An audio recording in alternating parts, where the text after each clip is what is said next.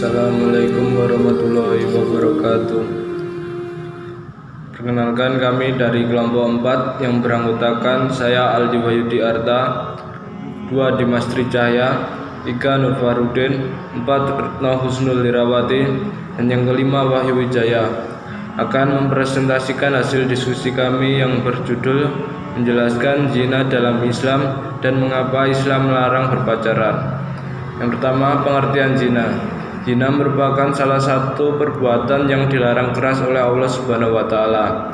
Zina tidak hanya sebatas melakukan hubungan persetubuhan antara laki-laki dan perempuan, namun juga perbuatan-perbuatan yang membangkitkan syahwat lawan jenis yang bukan muhrim juga termasuk zina. Macam-macam zina. Zina dibagi menjadi 3, yaitu zina alaman, zina muhsan, dan zina ghairu muhsan. 1. Zina alaman.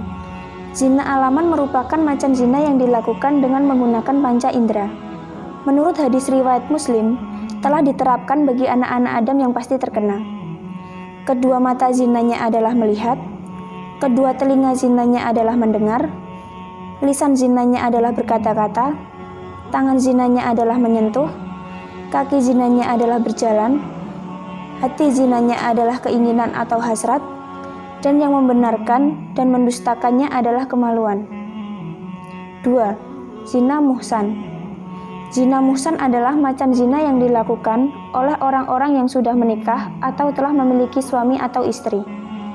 Artinya, seseorang yang telah menikah atau memiliki suami atau istri tidak menjaga diri dari orang lain yang bukan mahram atau disebut dengan berselingkuh. 3. Zina ghairu muhsan. Zina ghairu muhsan merupakan macam zina yang dilakukan oleh mereka yang belum sah atau belum pernah menikah. Contohnya adalah mereka yang sedang menjalin hubungan sebelum menikah atau berpacaran, namun mereka melakukan perbuatan zina. Hukuman bagi pelaku zina. Hukuman bagi para pelaku zina adalah dihukum rajam atau dilempari batu sampai mati. Pada pelaku yang belum menikah, hukuman diganti dengan hukuman cambuk sebanyak 100 kali serta diasingkan selama 1 tahun. Perempuan yang berzina dan laki-laki yang berzina, maka deralah tiap-tiap seorang dari keduanya 100 kali dera. Dan janganlah belas kasihan kamu kepada keduanya untuk mencegah kamu menjalankan agama Allah.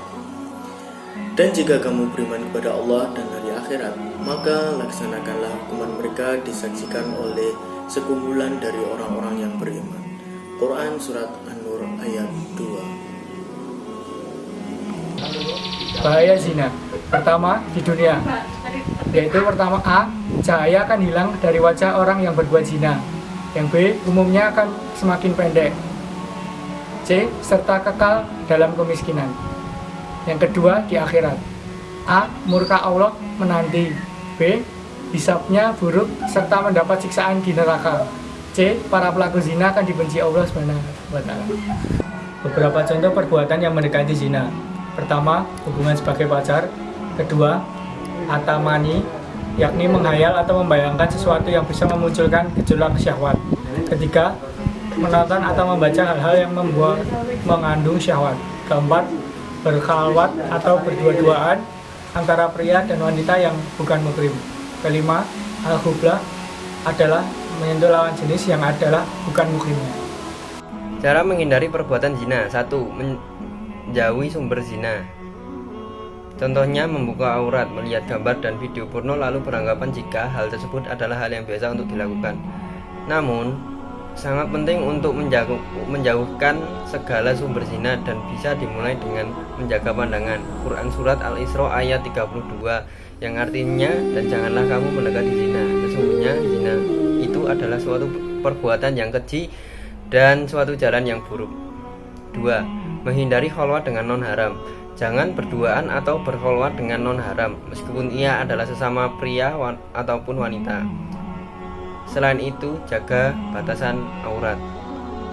3. Mengikuti pengajian atau komunitas orang soleh. Mendekatkan diri pada Allah SWT dengan ikut bergabung di dalam golongan orang soleh yang selalu menyibukkan diri mereka dengan berzikir, membaca Al-Quran, dan saling berpesan di dalam kesabaran dan juga kebenaran. Dengan melakukan ini, insya Allah hati kita bisa lebih dikuatkan sehingga bisa meninggalkan perbuatan zina tersebut selamanya. Dan yang keempat, bertobat. Pertobatan zina dan pertobatan atas perbuatan dosa lainnya harus dilakukan tidak karena tujuan duniawi. Apabila taubat dilakukan hanya karena paksaan, perasaan malu, atau hal duniawi lainnya, maka tidak akan diterima oleh Allah.